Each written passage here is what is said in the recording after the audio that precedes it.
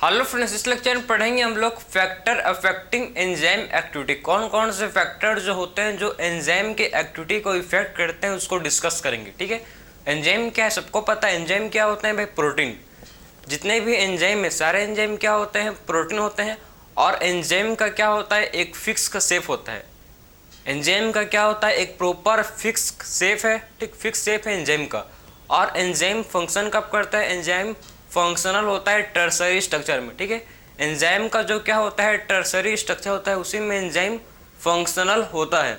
तो जो एंजाइम है, enzyme particular temperature and particular pH में ही क्या क्या करता है? अपना एक्टिविटी को इंक्रीज करता है। ठीक है, अपना फंक्शन करता है। तो एंजाइम फंक्शन कब करता है भाई? Enzyme particular temperature and particular pH, जब particular temperature and particular pH present होगा, ठीक है, तभी कि जो एंजाइम है क्या करता है? प्रॉपर फंक्शनिंग करता है। जब पार्टिकुलर उसको क्या मिलेगा? टेम्परेचर एंड पार्टिकुलर पीएच में ही एंजाइम अपना फंक्शन परफॉर्म करता है।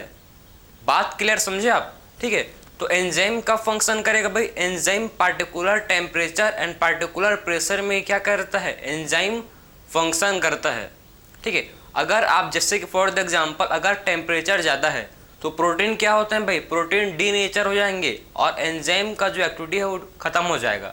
बात समझे? अगर हाई टेम्परेचर है तो हाई टेम्परेचर में जो एंजाइम जो प्रोटीन है वो प्रोटीन डीनेचर हो जाते हैं। ठीक है, और लो टेम्परेचर में एंजाइम इनएक्टिव हो जाते हैं। सबको पढ़ेंगे, आप थ्योरेटिकली समझे उसको। ठीक है, तो कौन कौन से फैक्टर हैं जो क्या करते हैं? एंजाइम के एक्टिविटी को इफेक्ट करते हैं। सबसे पहला फैक्टर है हम लोग का टेम्परेचर। टेम्परेचर क्या करता है? Temperature and pH. ठीक है, सबसे पहला फैक्टर क्या है हम लोग का? Temperature and pH. टेम्परेचर, ठीक है, टेम्परेचर एंड पीएच क्या करते हैं? टेम्परेचर एंड पीएच एंजाइम के एक्टिविटी को क्या करते हैं भाई? हम लोग के जो एंजाइम का एक्टिविटी है उसको ये इफेक्ट करते हैं। ठीक है, तो एंजाइम के एक्टिविटी को इफेक्ट करते हैं टेम्परेचर एंड पीएच। कैसे करते हैं देखो, अभी जस्ट पहले मैं आपको अभी समझाया कि एक ग्राफ से समझो आप। ठीक है, कि आखिर में जो यहाँ पर आप लिखेंगे हम लोग एंजाइम एक्टिविटी, यहाँ पर क्या आएगा? यहाँ पर लिखेंगे, चलो यहाँ पर एंजाइम एक्टिविटी शो करेगा। यहाँ वाई एक्सिस आपका एंजाइम एक्टिविटी शो करेगा। ठीक है, वाई एक्सिस क्या करेगा? एंजाइम एक्टिविटी शो करेगा। और यहाँ पर आपने टेम्परेचर को इंक्रीज किया, यहाँ पर आपने टेम्परेचर एंड पीएच, ठीक है, टेम्परेचर एंड पीएच को आपने इंक्रीज किया। तो आप ग्राफ में देखो, आपको ग्राफ कैसे मिलेगा? देखो मैं अभी आपको मैं जस्ट समझाया, जब particular temperature and particular pH में क्या करता है? जो एंजाइम है ये अपना फंक्शन करता है। ठीक है, तो एंजाइम अपना फंक्शन कब करता है भाई? पार्टिकुलर टेम्परेचर पार्टिकुलर पीएच, मतलब एक optimum temperature and optimum pH में ही क्या करता है? जो, ठीक है, एंजाइम का जो एक्टिविटी है वो सबसे हाईएस्ट रहता है। एंजाइम एक्टिविटी हाईएस्ट कब रहता है? जब ऑप्टिमम टेम्परेचर एंड पीएच होगा। जब optimum temperature and pH present है तो क्या होता है? जो एंजाइम का एक्टिविटी है वो हाईएस्ट रहता है। तो एंजाइम देखो, आपने जब टेम्परेचर इंक्रीज किया एंजाइम एक्टिविटी डिक्रीज हुआ। ठीक है, टेम्परेचर इंक्रीज किया तो एंजाइम का एक्टिविटी इंक्रीज हुआ। जब आप क्या करते हो? टेम्परेचर को इंक्रीज करो। देखो यहाँ जब आपने क्या किया, यहाँ देखो, जब हमने, ठीक है, टेम्परेचर को इंक्रीज किया तो क्या हो रहा है? इससे एंजाइम का एक्टिविटी भी इससे इंक्रीज हो रहा है। ठीक है, बात समझे? जब देखो हम लोग ने क्या किया, जब टेम्परेचर को इंक्रीज किया तो इससे क्या हो रहा है? इससे जो एंजाइम का एक्टिविटी है ये भी इंक्रीज कर रहा है। ठीक है, जैसे जैसे टेम्परेचर इंक्रीज हो रहा है वैसे वैसे एंजाइम का एक्टिविटी भी इंक्रीज हो रहा है, लेकिन एक ऑप्टिमम टेम्परेचर में। लेकिन इस पॉइंट को बोलते हैं ऑप्टिमम टेम्परेचर। ऑप्टिमम टेम्परेचर में क्या होता है भाई? ऑप्टिमम, ठीक है, temperature and pH. Optimum temperature and pH में जो एंजाइम का एक्टिविटी, ठीक है, इसमें एंजाइम का जो एक्टिविटी है वो हाईएस्ट होता है। ठीक है, हाईएस्ट एक्टिविटी ऑफ एंजाइम। बात समझे? हाईएस्ट एक्टिविटी, ठीक है, हाईएस्ट, यहाँ पर हाईएस्ट क्या रहता है? यहाँ पर देखो हाईएस्ट एक्टिविटी ऑफ एंजाइम। ठीक है, सो ऑप्टिमम टेम्परेचर एंड पीएच में आप देख सकते हो, यहाँ पर देखो आप ध्यान से इसको, जब ऑप्टिमम टेम्परेचर है और पीएच है, ठीक है, तो ऑप्टिमम टेम्परेचर एंड पीएच में हाईएस्ट एक्टिविटी होता है किसका, एंजाइम का। तो हाईएस्ट एक्टिविटी एंजाइम का कब होगा, जब optimum temperature and pH present है।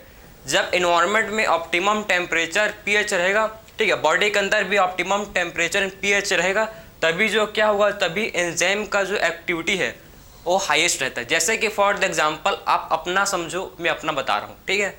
जब आप हेल्दी हो, हेल्दी का मतलब भी आप सोशली फिटली मेंटली फिट हो, ठीक, आपको कोई टेंशन नहीं, आपके बॉडी के अंदर कोई डिसीज़ नहीं, कोई बीमारी नहीं है आपको, तो आपका जो, ठीक है, एक्टिविटी है वो आपका हाईएस्ट रहता है। आप अच्छे से खेल पाते हो, अच्छे से पढ़ पाते हो, अच्छे से घूम पाते हो, हर चीज़ आप अच्छे से कर पाते हो। क्यों? क्योंकि आपके जो एंजाइम्स है, आपके बॉडी के अंदर जो एंजाइम्स हैं वो प्रॉपर फंक्शन कर रहे हैं, क्योंकि आपके बॉडी के जो एंजाइम्स प्रेजेंट है आपके बॉडी के अंदर, उनको प्रॉपर टेम्परेचर और प्रॉपर मतलब optimum temperature and optimum pH में आपका, ठीक है, आपके बॉडी के अंदर का जो एंजाइम्स है फंक्शन करते हैं। जैसे जैसे आपका, ठीक है, आपके बॉडी के अंदर टेम्परेचर बढ़ता है, इंक्रीज होता है, तो आपके जो एंजाइम्स है वो डिस्ट्रॉय होते हैं। आपके एंजाइम्स क्या होते हैं, डिस्ट्रॉय होते हैं, जिससे आपका एंजाइमेटिक एक्टिविटी डिक्रीज होता है। उसीलिए आप ज़्यादा टेम्परेचर में अच्छे काम नहीं कर पाते हो भाई। कम टेम्परेचर में, ठंडे के मौसम में आप कांपते रहते हो, ठीक है, कुछ करने का मन नहीं करता, ठीक है, क्यों? क्योंकि आपके एंजाइम्स इनएक्टिव हो चुके हैं। और जब हाई टेम्परेचर रहता है तो गर्मी के मारे इतने धूप में इतने आप कुछ भी हाई टेम्परेचर में कुछ भी काम नहीं कर पाते, क्योंकि आपका एंजाइम भी हाई टेम्परेचर में काम नहीं करता है। आपका एंजाइम भी ऑप्टिमम टेम्परेचर में क्या करता है, जो आपका एंजाइम है ये ऑप्टिमम टेम्परेचर और ऑप्टिमम पीएच में ही फंक्शन करता है, ठीक है। तो हम लोग के बॉडी के अंदर जो एंजाइम्स होते हैं, जो पीएच है, ठीक है, वो उसका, ठीक, एंजाइम का जो हाईएस्ट एक्टिविटी कब होता है, एंजाइम का highest activity optimum temperature and optimum pH, ठीक, optimum temperature and optimum pH में क्या होता है, ठीक है, हम लोग के बॉडी के अंदर एंजाइमेटिक एक्टिविटी हाईएस्ट रहता है। क्लियर? अगर लो टेम्परेचर है, आप समझो, अगर लो टेम्परेचर है, कम टेम्परेचर है, तो इससे क्या होता है, अगर आपके बॉडी के अंदर कम टेम्परेचर है तो आपके एंजाइम्स क्या हो जाएंगे, एंजाइम्स इनएक्टिव हो जाएंगे, ठीक है, एंजाइम्स इनएक्टिव हो जाएंगे, ठीक है। आपके एंजाइम्स क्या होंगे भाई, आपके एंजाइम्स इनएक्टिव हो जाएंगे अगर आपके बॉडी के अंदर, ठीक है, लो टेम्परेचर है। लो टेम्परेचर में आपके बॉडी के अंदर क्या होते हैं, जो एंजाइम हैं वो इनएक्टिव हो जाते हैं, ठीक है।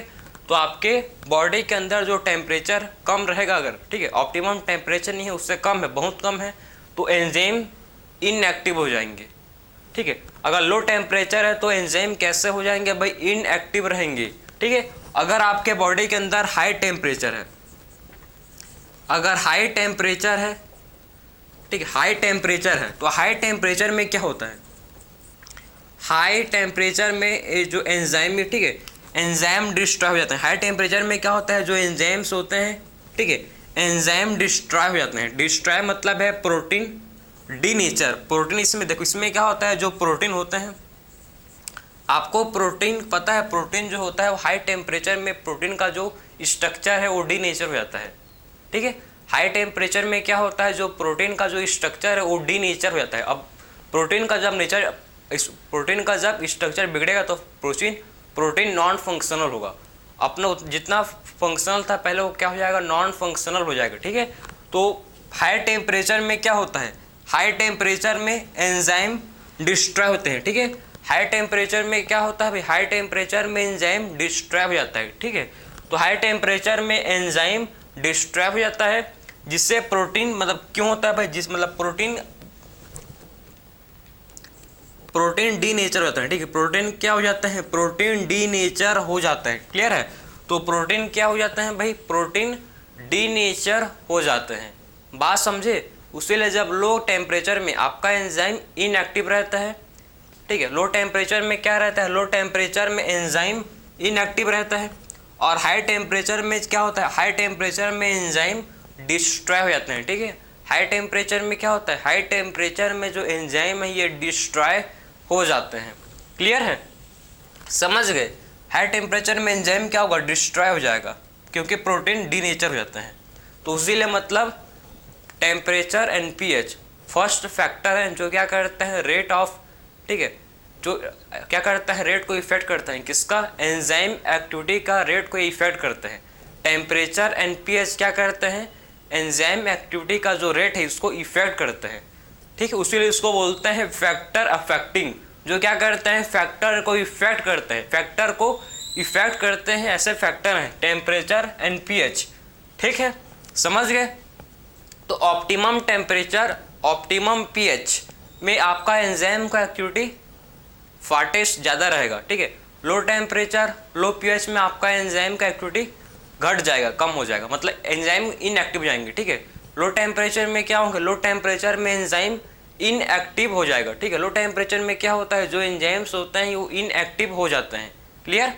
ये सबसे पहला फैक्टर था। अब बात करेंगे सेकंड फैक्टर जो हम लोग का होता है, ठीक है, जिसको बोलते हैं कंसंट्रेशन ऑफ सबस्ट्रेट। देखो भाई, तो आप समझेंगे नेक्स्ट फैक्टर जो हम लोग का है कंसंट्रेशन ऑफ सबस्ट्रेट।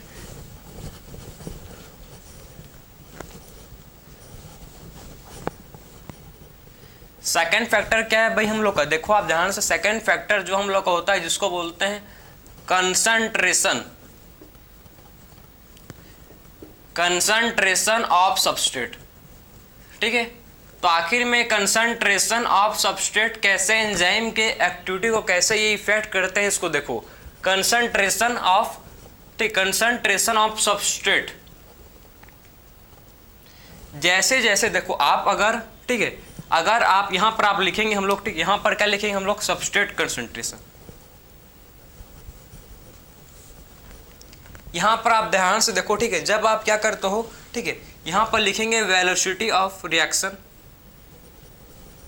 यहां पर क्या है भाई, वेलोसिटी ऑफ रिएक्शन।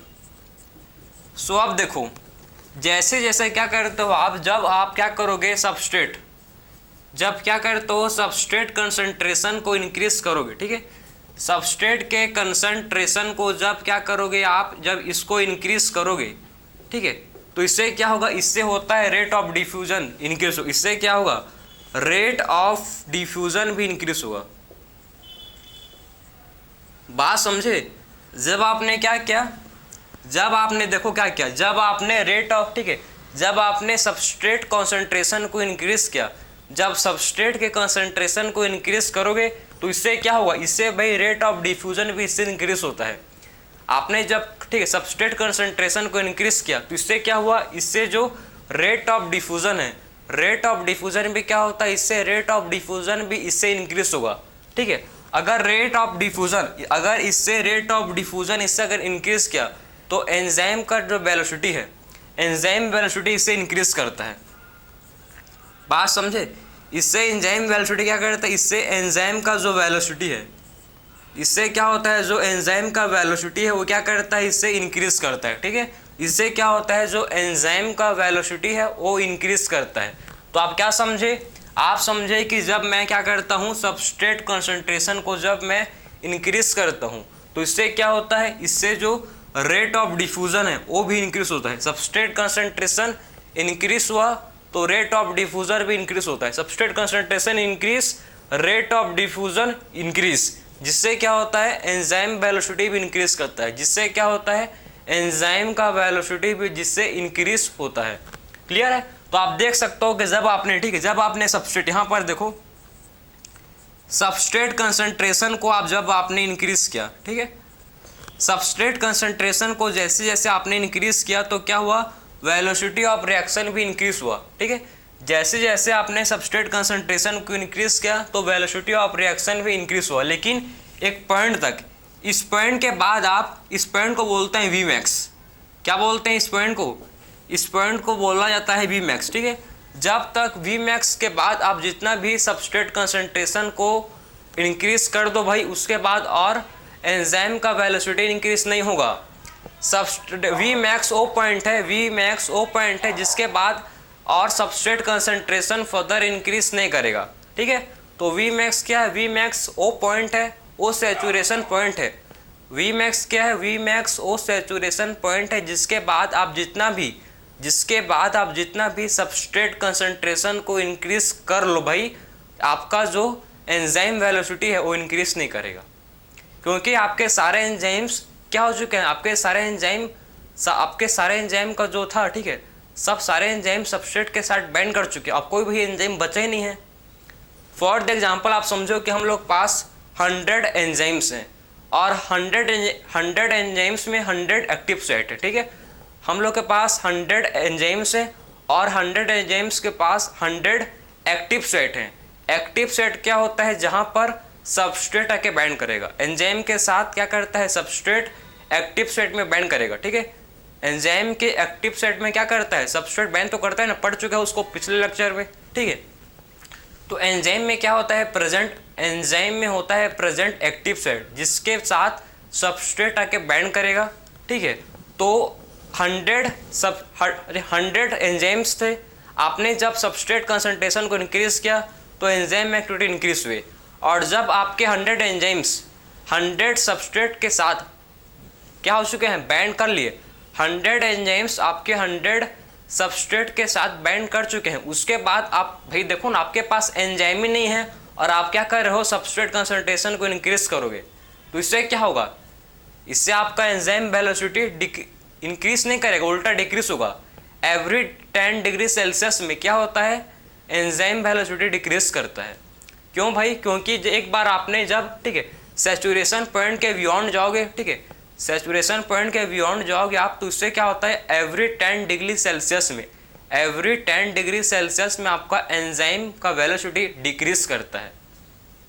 जब तक एंजाइम थे तो एंजाइम वेलोसिटी इंक्रीज किया, जब तक एंजाइम्स थे, ठीक है, तो सबस्ट्रेट एंजाइम के साथ बाइंड कर रहा था, ठीक है, और जिससे क्या हो रहा था? एंजाइम का वेलोसिटी जिससे इंक्रीज हो रहा था। लेकिन एक बार आपका सारे का सारा, ठीक है, एक बार आपका सैचुरेशन पॉइंट पहुंच गया वी मैक्स, ठीक है, इस सैचुरेशन पॉइंट को बोलते हैं वी मैक्स पहुंच गया, जिसके बाद आप चाहे कितना भी एंजाइम वेलोसिटी को, मतलब सबस्ट्रेट कंसंट्रेशन को आप जितना भी इंक्रीज कर लो भाई, आपका एंजाइम एक्टिविटी इंक्रीज नहीं होने वाला, ठीक है।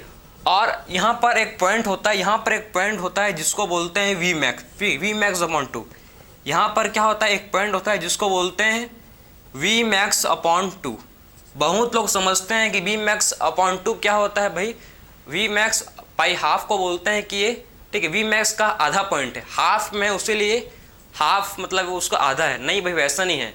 वी मैक्स अब, ठीक है, वी मैक्स बाई 2 आखिर में कौन, इसको बोलते हैं के एम, इस पॉइंट को बोलते हैं के एम। के एम क्या होता है? सबस्ट्रेट कंसंट्रेशन का ओ, ठीक है, ओ सबस्ट्रेट कंसंट्रेशन जो क्या करता है? ओ सबस्ट्रेट कंसंट्रेशन, ओ पॉइंट है के एम, ओ सबस्ट्रेट कंसंट्रेशन जहाँ पर ओ हाफ वी मैक्स अचीव करता है, ठीक है। ओ सबस्ट्रेट कंसंट, ये क्या है भाई?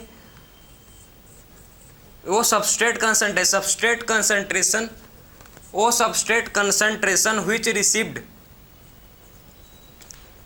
अचीव, ठीक है, तो क्या करता है? जो अचीव करता है हाफ वी मैक्स, ठीक है। ओ सबस्ट्रेट कंसंट्रेशन जो क्या करता है? जो अचीव करता है हाफ वी मैक्स, ठीक है। हाफ वी मैक्स को क्या करता है? हाफ, ठीक है, वी मैक्स को ये अचीव करता है। तो आप समझे कि आखिर में के एम क्या है? के एम किसको बोलते हैं? ओ सबस्ट्रेट कंसंट्रेशन जिस पर हाफ वी मैक्स अचीव होता है, ठीक है। ओ सबस्ट्रेट कंसंट्रेशन जिस पर क्या होता है? जिस पर हाफ वी मैक्स अचीव होता है, उसको बोलते हैं क्या है? उसको बोलते हैं के एम वैल्यू। तो के एम वैल्यू क्या होता है? के एम का मतलब है ओ सबस्ट्रेट कंसंट्रेशन जहाँ पर हाफ वी मैक्स अचीव होता है, ठीक है। तो ओ सबस्ट्रेट कंसंट्रेशन जहाँ पर हाफ वी मैक्स अचीव होता है, इसी को बोलते हैं हम लोग के एम वैल्यू। सो के एम क्या होता है भाई? के एम ओ सबस्ट्रेट कंसंट्रेशन होता है जहाँ पर हाफ वी मैक्स अचीव होता है, उस पॉइंट को बोलते हैं के एम। क्लियर है? समझ गए? तो ये था हम लोग का कंसंट्रेशन ऑफ सबस्ट्रेट। अगर कंसंट्रेशन ऑफ सबस्ट्रेट क्या करता है? एंजाइम के एक्टिविटी को इफेक्ट करता है। ये फैक्टर है जो क्या करता है? एंजाइम के एक्टिविटी को ये इफेक्ट करता है। बात समझे? तो ये क्या करता है? एंजाइम के एक्टिविटी को ये इफेक्ट करता है। क्लियर है? अब बात करेंगे, देखो हम लोग कि कुछ होते हैं इनहिबिटर्स, इनहिबिटर मतलब जो क्या करते हैं? एंजाइम के एक्टिविटी को डिक्रीज करते हैं। ऐसे इनहिबिटर्स जो एंजाइम के एक्टिविटी है उसको डिक्रीज करते हैं, ठीक है, एंजाइम के एक्टिविटी को डिक्रीज करते हैं, उनको बोलते हैं, ऐसे केमिकल्स को बोलते हैं इनहिबिशन।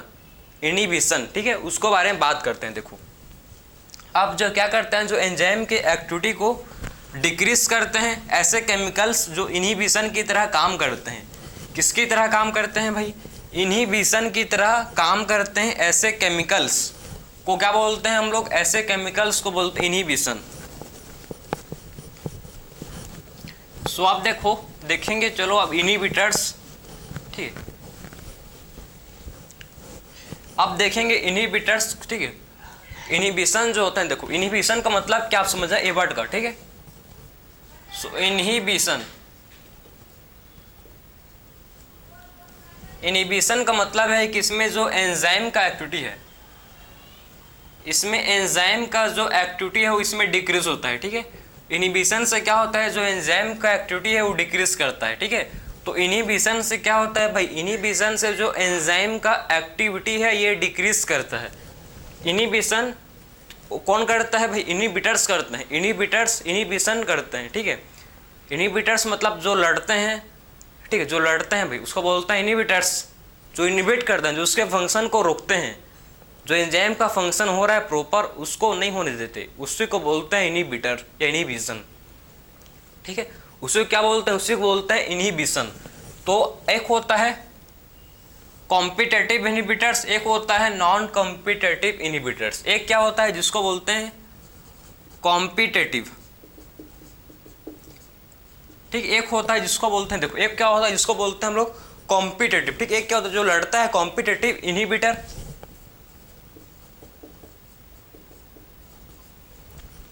इसको इनहिबिटर लिखो। इनहिबिटर जो क्या करता है? इनहिबिशन करता है, ठीक है, इनहिबिटर। एक होता है जिसको बोलते हैं क्या है, इसको जरा सुधारते हैं, चलो इसका इनहिबिटर। एक होता है कॉम्पिटेटिव इनहिबिटर, एक होता है जिसको बोलते हैं नॉन कॉम्पिटेटिव इनहिबिटर।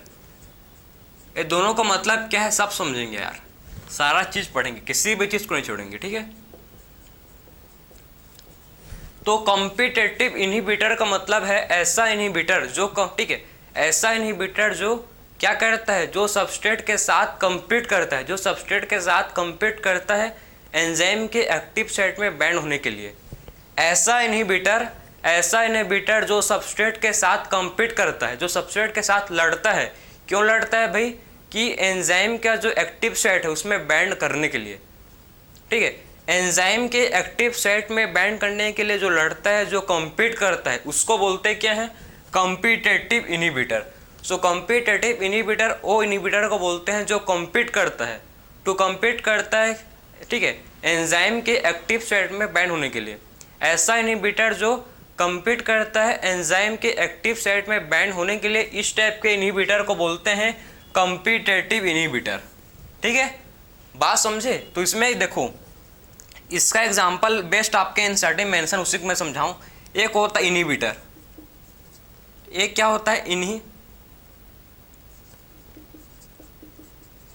एक होता है जिसको बोलते हैं इनहिबिटर, ठीक है।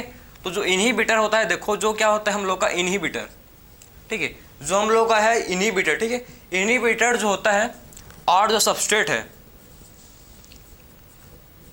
इनहिबिटर एंड सबस्ट्रेट क्या करते हैं? कंपीट करते हैं। ये क्या करते हैं? कंपीट करते हैं to bind active site of enzyme, ठीक है। बात समझे? इनहिबिटर एंड सबस्ट्रेट क्या करते हैं? कंपीट करते हैं to bind active site of enzyme.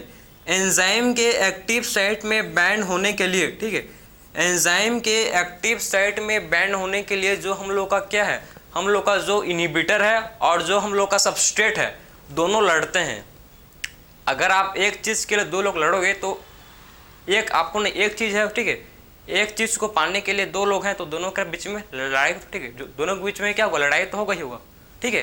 तो एक चीज़ है, ठीक है, तो उसको दो लोग को चाहिए भाई, तो दोनों के बीच में कॉम्पिटिशन तो होगा। तो सेम ऐसे ही क्या होता है कि इनहिबिटर, ठीक, इनहिबिटर और सबस्ट्रेट, इनहिबिटर एंड सबस्ट्रेट क्या करते हैं? कंपीट करते हैं, दोनों लड़ते हैं। क्यों लड़ते हैं भाई? बाइंड होने के लिए। किसके साथ? एंजाइम के एक्टिव साइट में। एंजाइम के एक्टिव साइट में बाइंड होने के लिए दोनों लड़ते हैं, ठीक है। और एंजाइम का नाम क्या है? सक्सिनेट डिहाइड्रोजिनेस, एंजाइम का नाम क्या है, जिसको बोलते हैं सक्सिनेट डिहाइड्रोजिनेस। ठीक है, तो उस एंजाइम का नाम क्या है जिसको बोला जाता है सक्सिनेट डिहाइड्रोजिनेस। ये क्या है भाई, ये हम लोग का एंजाइम है। ठीक है, यही एंजाइम के एक्टिव साइट में, यही एंजाइम के एक्टिव साइट में, ठीक है, बाइंड करने के लिए दोनों लड़ते हैं। कौन लड़ता है भाई, इनहिबिटर एंड सब्स्ट्रेट। क्योंकि इनका शेप क्या होता है, क्योंकि शेप आर सिमिलर, क्योंकि शेप, इनका जो शेप होता है वो सिमिलर होता है। ठीक है, ये दोनों सिमिलर दिखते हैं, इनहिबिटर और सबस्ट्रेट। ठीक है, इनहिबिटर और सबस्ट्रेट का जो शेप है वो दोनों का शेप सिमिलर होता है, उसीलिए दोनों क्या करते हैं, फाइट करते हैं to bind active site of enzyme. ठीक है, और कौन सा, इससे क्या होता है, जो प्रोडक्ट बनता है उसको बोलते हैं फ्यूमरेट। इससे कौन सा प्रोडक्ट बनता है भाई, इससे प्रोडक्ट जो बनेगा, ठीक है, एंजाइम से सबस्ट्रेट, एंजाइम क्या करेगा, सबस्ट्रेट को किसमें करता है, कन्वर्ट प्रोडक्ट में। तो प्रोडक्ट क्या मिलेगा इससे जो प्रोडक्ट मिलता है उसको बोलते हैं फ्यूमरेट। जो प्रोडक्ट का फॉर्मेशन होगा, ठीक है, जो प्रोडक्ट बनेगा उसको क्या बोलते हैं, फ्यूमरेट। ठीक है, जो एक क्या फ्यूमरेट क्या है, फ्यूमरेट एक प्रोडक्ट है जो बना है। क्लियर है, तो इसको बोलते हैं हम लोग कॉम्पिटिटिव इनहिबिटर। ऐसा इनहिबिटर जो सबस्ट्रेट के साथ कॉम्पीट करता है एंजाइम के एक्टिव साइट में बाइंड होने के लिए, उसको बोलते हैं कॉम्पिटिटिव इनहिबिटर। और नॉन कॉम्पिटिटिव इनहिबिटर का मतलब है कि ऐसा इनहिबिटर जो कॉम्पीट नहीं करता है, जो बाइंड करता है other than active site. Inhibitor bind other than active site, बात समझे, ऐसा इनहिबिटर जो बाइंड करता है अदर देन एक्टिव साइट। ठीक है, एक्टिव साइट के अलावा, ठीक है, एक्टिव साइट के अलावा अदर साइट में inhibitor bind other than active site. Active site को छोड़ के, ठीक है, एंजाइम के एक्टिव साइट को छोड़ के इनहिबिटर और कहीं बाइंड करेगा। ठीक है, एंजाइम के एक्टिव साइट को इनहिबिटर छोड़ के और कहीं बाइंड करेगा तो इसको बोलते हैं नॉन कॉम्पिटिटिव इनहिबिटर। इससे क्या होता है, जो एंजाइम इससे ख़त्म हो जाते हैं, इससे एंजाइम फर्दर रिएक्शन नहीं करता। देखो ये तो आपका है, तो आप क्या कर सकते हो, आप अगर आपने सबस्ट्रेट कंसंट्रेशन को इंक्रीज किया तो ये तो आपका रिवर्सिबल है। लेकिन आपका जो, ठीक है, नॉन कॉम्पिटिटिव इनहिबिटर्स होते हैं, ठीक है, ये क्या करते हैं भाई, ये आपके other than active site bind करते हैं एंजाइम के, और एंजाइम को पूरा डिस्ट्रॉय कर देते हैं, एंजाइम को पूरा ख़त्म कर देते हैं, और ये इरिवर्सिबल है, ये दोबारा नहीं होगा। एंजाइम ख़त्म मतलब ख़त्म। ठीक है, तो इससे एंजाइम क्या होता है, इससे एंजाइम को क्या कर देता है, डिस्ट्रॉय कर देता है, जिससे रिएक्शन क्या होते हैं, रिएक्शन स्टॉप। जिससे अगर एंजाइम डिस्ट्रॉय हो चुके हैं तो आपका बॉडी के अंदर जो भी रिएक्शन है रुक जाएंगे। ठीक है, एंजाइम ख़त्म तो रिएक्शन भी ख़त्म, एंजाइम है तो रिएक्शन भी है। तो अगर एंजाइम डिस्ट्रॉय हो जाएंगे तो जो भी बॉडी के अंदर जो क्या होता है, रिएक्शंस होता है, वो सारे रिएक्शंस डिस्ट्रॉय हो जाएंगे। ठीक है, सारे के सारे रिएक्शन क्या होंगे, सारे के सारे रिएक्शन डिस्ट्रॉय हो जाएंगे। क्लियर, तो ये कैसा होता है, ये होता है इरिवर्सिबल। कैसा होता है, नॉन कॉम्पिटिटिव इनहिबिटर, ये होता है इरिवर्सिबल। ठीक है, और ये होता है आपका रिवर्सिबल। ठीक है, अगर आपने सबस्ट्रेट कंसंट्रेशन को इंक्रीज किया तो एंजाइम के साथ सबस्ट्रेट ही बाइंड करेगा, इससे आप कर सकते हो। ठीक है, अगर आपने सबस्ट्रेट कंसंट्रेशन को इंक्रीज किया तो एंजाइम के साथ सबस्ट्रेट ही आकर क्या करेगा, एंजाइम के साथ सबस्ट्रेट ही आके बाइंड करेगा। ठीक है, क्या करेगा, एंजाइम के साथ सबस्ट्रेट आके बाइंड करेगा। अब बात करेंगे हम लोग क्लासिफिकेशन ऑफ एंजाइम। एंजाइम के टोटल 6 क्लासेस होते हैं। कौन कौन सा, सबसे पहला क्लास होता है एंजाइम का, जिसको बोलते हैं ऑक्सीरिडक्टेज। सेकेंड होता है ट्रांसफरेज। थर्ड होता है, ठीक है, लाइगेज, नाम सुना है, ठीक है, हाइड्रोलाइगेज, लाइएस, ये सब क्या है, एंजाइम के क्लास हैं। टोटल एंजाइम के 6 क्लास। सबसे पहले ऑक्सीरिडक्टेज, सेकेंड क्या है, ट्रांसफरेज, थर्ड है हाइड्रोलाइएस, फोर्थ क्या है, लाइएस, आइसोमरेज, फिर क्या है, लाइगेज। टोटल एंजाइम के 6 क्लास हैं, उसको पढ़ेंगे। ये समझ गए ना कि आखिर में competitive inhibitor and non competitive inhibitor क्या होता है। अब बात करते हैं एंजाइम के 6 क्लासेस को देखेंगे। चलो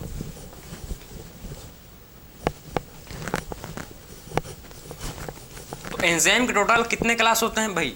अभी जो आपका क्लास तो ज़्यादा होता है, ठीक है, छः क्लास ज़्यादा होता है, लेकिन आपके एनसीईआरटी में 6 क्लास को मेंशन किया है और आपको सीक्वेंस में याद रखना है। ऐसा नहीं कि आप, ठीक है, आपके हिसाब से आपने निमोनिक, ठीक, आपके हिसाब से आपने निनोमिक आपने क्या किया, कुछ भी आपने बनाया नहीं भाई।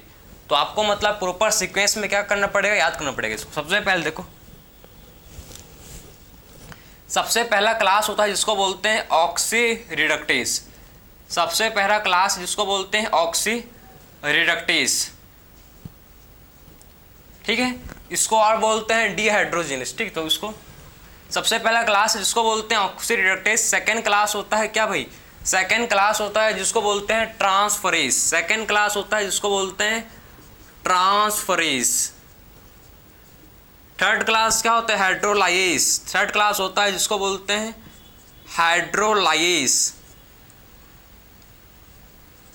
हाइड्रोलाइज, ठीक है, हाइड्रोलाइज। फोर्थ क्लास क्या होता है? जिसको बोलते हैं लाइज,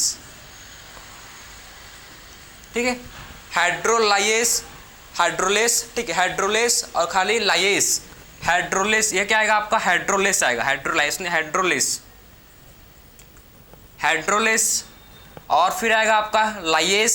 और फिफ्थ क्लास है जिसको क्या बोलते हैं? फिफ्थ क्लास को बोलते हैं एंजाइम का जो होता है आइसोमरेज। जो क्या होता है? जो होता है आइसोमरेज, ठीक है। फिफ्थ क्लास क्या है? आइसोमरेज। और लास्ट क्लास है सिक्स क्लास जो कि है जिसको बोलते हैं लाइगेज। तो आप देख सकते हो एंजाइम के टोटल कितने क्लास होते हैं? एंजाइम के टोटल होते हैं 6 क्लास, ठीक है। टोटल एंजाइम के 6 क्लास पढ़ेंगे हम लोग। सबसे पहले है ऑक्सी रिडक्टेस, सेकेंड क्या है? ट्रांसफरेज, थर्ड है हाइड्रोलेस, फोर्थ है लाइएस, फिफ्थ क्या है भाई? आइसोमरेज एंड लास्ट है लाइगेज। टोटल एंजाइम के 6 क्लास होते हैं। सबसे पहले देखो ऑक्सी रिडक्टेस का मतलब है इसमें oxidation, oxidation and reduction occur, जिसमें क्या ऐसे रिएक्शन जिसमें ऑक्सीडेशन एंड रिडक्शन दोनों हो रहे हैं, ठीक है। ऐसे रिएक्शन जिसमें ऑक्सीडेशन एंड रिडक्शन होते हैं, हो रहे हैं, ठीक है, उस टाइप के रिएक्शन को बोलते हैं ऑक्सी रिडक्टेस। जिसमें क्या हो रहा है? जिसमें ऑक्सीडेशन एंड रिडक्शन दोनों क्या हो रहा है? दोनों रिएक्शंस हो रहे हैं, इस टाइप के रिएक्शन को बोलते हैं ऑक्सी रिडक्टेस। जिसमें ऑक्सीडेशन एंड रिडक्शन दोनों रिएक्शन क्या हो रहा है भाई? इसमें दोनों रिएक्शन हो रहे हैं, ठीक, इस टाइप के रिएक्शन को बोलते हैं ऑक्सी रिडक्टेस। एग्जाम्पल जो आपके एनसीईआरटी में ही है, एस रिड्यूस्ड, जो आपके एनसीईआरटी में example S reduce plus S dash oxide oxidized, S reduced plus S dash oxidised.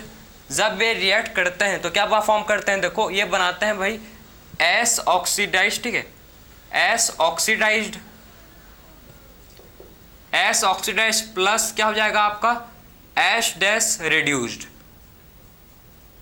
तो इस ऐसे रिएक्शन देखो जिसमें ऑक्सीडेशन, ठीक है, ऑक्सीडेशन एंड रिडक्शन दोनों हो रहे हैं, इस टाइप के रिएक्शन को बोलते हैं ऑक्सी रिडक्टेस। जिसमें ऑक्सीडेशन एंड रिडक्शन दोनों रिएक्शन देखो हो रहे हैं इसमें, ठीक है। इसमें एस रिड्यूस्ड है, क्या बन गया? एस ऑक्सीडाइज्ड हो गया, एस रिड्यूस्ड एस ऑक्सीडाइज्ड हो गया। और एस डैश ऑक्सीडाइज्ड क्या बन गया? एस, ठीक, एस डैश रिड्यूस्ड हो गया। इस टाइप के रिएक्शन को बोलते हैं ऑक्सी रिडक्टेस। सेकेंड टाइप का जो है हम लोग का क्लास एंजाइम का, जिसको बोलते हैं ट्रांसफरेज। इसमें क्या होता है? Transfer of group. इसमें ग्रुप का ट्रांसफर होता है, ट्रांसफर होता है ग्रुप का, ट्रांसफर ऑफ ग्रुप, ठीक है।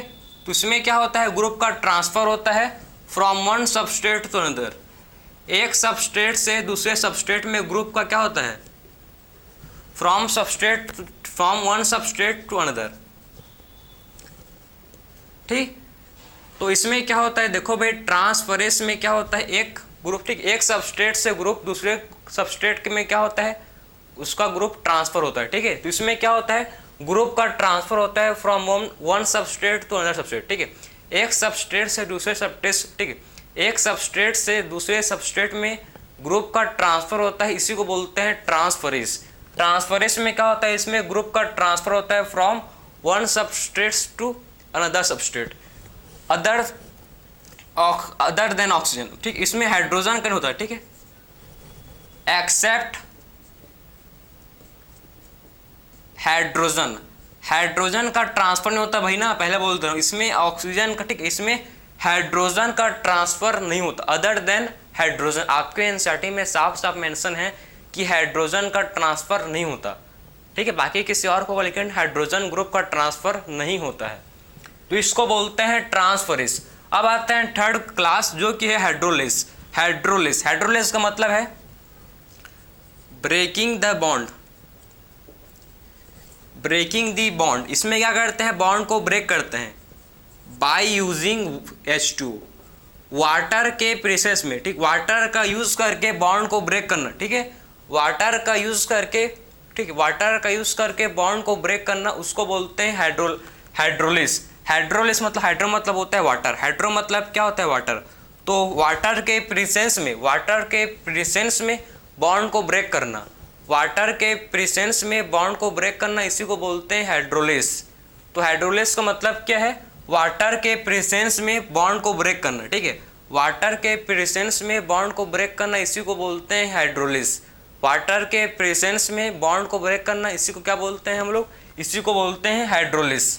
एग्जाम्पल है जैसे कि CC बॉन्ड, ठीक है, C हाइड्रोजन बॉन्ड, ठीक है, C नाइट्रोजन बॉन्ड, ये सब बॉन्ड को पेप्टाइड बॉन्ड, ठीक है, आपका आ जाता है जैसे कि ग्लाइकोसिडिक बॉन्ड, ये सारे बॉन्ड को ब्रेक करना in the presence of hydrogen, ठीक है, वाटर के प्रेजेंस में ये सारे बॉन्ड को ब्रेक करना, इसको बोलते हैं हाइड्रोलिस। लाइस का मतलब क्या है, लाइस का मतलब है ब्रेक, इसका मतलब भी तोड़ना होता है, लेकिन breaking the bond without using water, इसका भी मतलब होता है, इसमें भी बॉन्ड ब्रेक होते हैं भाई। लाइस में भी क्या होता है, breaking the bond without water, बिना वाटर के बॉन्ड को ब्रेक करना, इसमें क्या होता है, बिना वाटर के बॉन्ड ब्रेक होते हैं, ठीक है। लाइस में क्या होता है, लाइस का मतलब है बिना वाटर के, बिना पानी के बॉन्ड, ठीक है, जो बॉन्ड है ये ब्रेक होते हैं, इसमें क्या होते हैं, बिना वाटर के, ठीक है, without breaking the bond without water, क्या, ठीक है, तो बिना वाटर के बॉन्ड को ब्रेक करना, इसको बोलते हैं क्या भाई, इसको बोलते हैं हम लोग लाइस, ठीक है, जिसमें डबल बॉन्ड फॉर्म होते हैं, जिसमें क्या होता है, जिसमें डबल बॉन्ड क्या होता है, इसमें डबल बॉन्ड फॉर्म होते हैं, ठीक है, तो इसमें क्या होते हैं, आपको दिख रहा होगा, इसमें डबल बॉन्ड का फॉर्मेशन होता है, ठीक है, तो इसमें क्या होता है, इसमें डबल बॉन्ड इसमें फॉर्म होते हैं, क्लियर। तो लाइस में क्या होता है, लाइस में बॉन्ड ब्रेक करते हैं, ठीक है, विदाउट वाटर, इसमें बॉन्ड क्या होता है, ब्रेक, बॉन्ड का इसमें ब्रेक करता है बिना वाटर के, इसको बोलते हैं लाइस। अब आता है आइसोमरिस, फॉर्म्स आइसोमर, इसमें आइसोमर बनते हैं, ठीक, आइसोमरिस में क्या होता है, आइसोमरिस में आइसोमर बनते हैं। सो आइसोमरिस में क्या होता है, आइसोमरिस में होते हैं, इसमें आइसोमर का फॉर्मेशन होता है। सो आइसोमरिस में क्या होता है, आइसोमरिस में आइसोमर का फॉर्मेशन होगा, ठीक है। लाइगेस में बॉन्ड जुड़ते हैं, दो बॉन्ड आपस में जुड़ते हैं, ठीक है, फॉर्मेशन ऑफ बॉन्ड, इसमें दो बॉन्ड, ठीक, इसमें टू बॉन्ड आपस में बनते हैं, जैसे कि हाइड्रोजन। लाइगेस क्या करता है, जोड़ने काम करेगा, लाइगेस का काम है जोड़ना, तोड़ने का काम बाकी करते हैं एंजाइम्स, लेकिन जो हम लोग का लाइगेस एंजाइम बहुत ही सुंदर सा एंजाइम है यार, क्यों पता है, क्योंकि यही एंजाइम जो दो चीज़ को जोड़ने का काम करता है, ठीक है, जैसे कि आपका लाइगेस क्या करता है, दो, ठीक है, दो चीज़ों क्या करता है, जोड़ता है, ठीक है, तो लाइगेस क्या करता है, जोड़ने का काम करता है, बात समझे, लाइगेस क्या करता है, ये हमेशा जोड़ने का काम करेगा, क्लियर है। तो लाइगेस कैसे करता है, हमेशा जोड़ने का काम करता है, जैसे कि आपका एग्जांपल है carbon, carbon oxygen, carbon nitrogen, ठीक है, कार्बन सल्फर को क्या करेगा, जोड़ने का काम करेगा, क्लियर है, ये क्या करेगा, इसका एग्जांपल नीचे में भाई, ठीक है, तो carbon oxygen, carbon nitrogen, carbon sulphur, ये सारे एंजाइम्स, सारे बॉन्ड को, ठीक है, तो फॉर्मेशन ऑफ बॉन्ड के लिए responsible ligase. So formation of bond के लिए रेस्पॉन्सिबल हम लोग का एंजाइम, जिसको बोलते हैं लाइगेस। तो आप समझे कि टोटल एंजाइम के हम लोग ने, मैं आपको 6 क्लासेस समझाया। पहला क्लास है एंजाइम का, जिसको बोलते हैं ऑक्सीडेक्टेस, जिसमें क्या होता है, ऑक्सीडेशन एंड रिडक्शन दोनों रिएक्शन होता है, ठीक है। सेकेंड एंजाइम हम लोग का है, जिसको सेकेंड क्लास एंजाइम का है, जिसको बोलते क्या है हम लोग, सेकेंड क्लास जो हम लोग को पढ़ना है एंजाइम का, ट्रांसफरेज। ट्रांसफरेज में ग्रुप का होता है ट्रांसफर। इसमें क्या होता है, ग्रुप का ट्रांसफर होता है from one substrate to another substrate, ठीक है। एक सबस्ट्रेट से दूसरे सबस्ट्रेट में, एक सबस्ट्रेट से दूसरे सबस्ट्रेट्स में क्या होता है, ग्रुप का ट्रांसफर। तो एक सबस्ट्रेट से दूसरे सबस्ट्रेट्स में क्या होता है, ग्रुप का ट्रांसफर। इसी को बोलते हैं, इसको क्या बोलते हैं, ट्रांसफरेज, ठीक है। फिर हम लोग का थर्ड आता है जिसको बोलते हैं क्या है, थर्ड हम लोग का क्लास है एंजाइम का जिसको बोलते हैं हम लोग हाइड्रोलिस। हाइड्रोलिस मतलब वाटर के प्रेजेंस में बॉन्ड को ब्रेक करना, वाटर के प्रेजेंस में क्या करना भाई, बॉन्ड को तोड़ना, इसी को बोलते हैं हाइड्रोलिस, ठीक है। जिसमें वाटर के प्रेजेंस में क्या करते हैं, बॉन्ड को ब्रेक करते हैं। नेक्स्ट क्लास है लाइस। इसमें बॉन्ड को ब्रेक करते हैं विदाउट यूजिंग वाटर, बिना वाटर के यूज के बॉन्ड को ब्रेक करना, इसको बोलते हैं लाइस। अब हम लोग का है आइसोमरेस, जिसमें क्या होते हैं, आइसोमर फॉर्म होते हैं। जैसे कि ग्लूकोज 6 फॉस्फेट, ग्लूकोज 6 फॉस्फेट का आइसोमर क्या है, फ्रक्टोज 6 फॉस्फेट। क्लियर है। तो ग्लूकोज 6 फॉस्फेट का आइसोमर क्या हो गया, ग्लूकोज 6 फॉस्फेट का आइसोमर है फ्रक्टोज 6 फॉस्फेट। तो इसमें क्या करते हैं, आइसोमरेस में आइसोमर फॉर्म करते हैं, ठीक है। इसमें क्या होता है, आइसोमरेस में आइसोमर का फॉर्मेशन होता है। इसमें क्या होता है, जो आइसोमर है बनते हैं। तो आइसोमरेस में क्या होता है भाई, इसमें आइसोमर फॉर्म होता है, ठीक है। इसमें क्या होते हैं, जो आइसोमर है इसमें बनते हैं आइसोमरेस में। जैसे कि ग्लूकोज 6 फॉस्फेट से बन गया फ्रक्टोज 6 फॉस्फेट। ये क्या है, फ्रक्टोज 6 फॉस्फेट ग्लूकोज 6 फॉस्फेट का आइसोमर है, ठीक है। फ्रक्टोज 6 फॉस्फेट क्या है, ग्लूकोज 6 फॉस्फेट का आइसोमर है। क्लियर। अब हम लोग का है लाइगेस। लाइगेस क्या करता है, लाइगेस फॉर्मेशन करता है बॉन्ड का, ठीक है। बॉन्ड के फॉर्मेशन में हेल्प करता है लाइगेस। ऐसा एंजाइम है जो बॉन्ड बनाता है, ठीक है। बॉन्ड बनाने का काम करता है हम लोग का लाइगेस एंजाइम। तो लाइगेस एंजाइम क्या करता है, बॉन्ड फॉर्मेशन के लिए रेस्पॉन्सिबल है, ठीक है।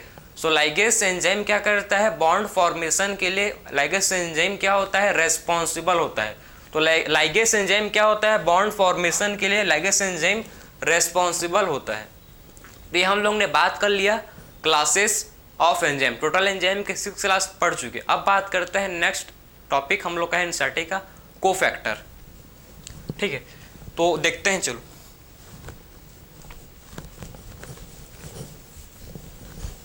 कोफैक्टर, ठीक। कोफैक्टर आखिर में देखो क्या होता है,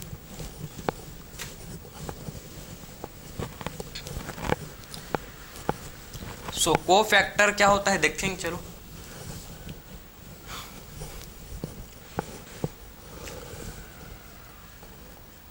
कोफैक्टर किसको बोलते हैं, नॉन प्रोटीन कॉन्स्टिट्यूएंट, ठीक है।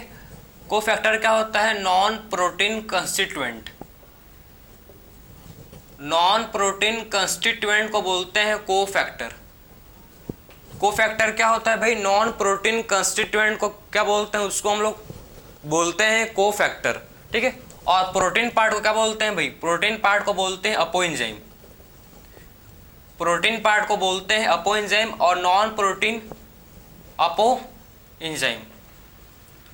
और नॉन प्रोटीन कंस्टिट्यूएंट क्या बोलते हैं, नॉन प्रोटीन कंस्टिट्यूएंट को बोलते हैं कोफैक्टर। कोफैक्टर 3 टाइप के होते हैं, कौन कौन से देखो।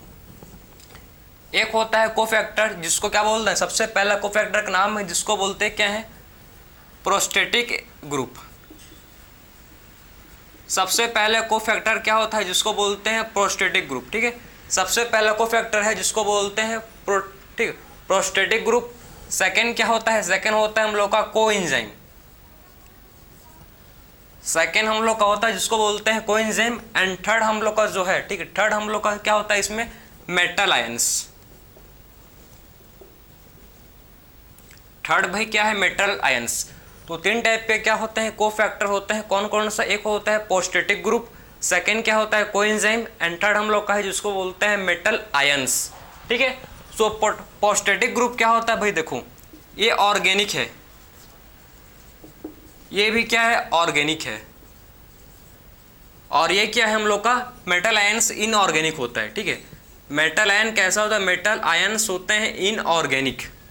तो प्रोस्टेटिक ग्रुप क्या करता है, ये क्या करता है, देखो प्रोस्टेटिक ग्रुप क्या करता है, टाइटली बॉन्डेड, ठीक है। ये क्या होता है, ये टाइटली बॉन्डेड होता है किससे, ये टाइटली बॉन्डेड टू अपोएंजाइम, ठीक है। अपो एंजाइम से ये टाइटली बैंडेड होता है, ठीक है। तो अपो एंजाइम से क्या होता है, ये टाइटली बॉन्डेड रहता है। तो पॉस्टेटिक ग्रुप अपो एंजाइम से कैसे रहता है, अपो एंजाइम से, ठीक है, टाइटली बॉन्डेड रहता है, ठीक है। तो पॉस्टेटिक ग्रुप जो क्या रहता है, अपो एंजाइम से टाइटली बॉन्डेड रहता है। कोएंजाइम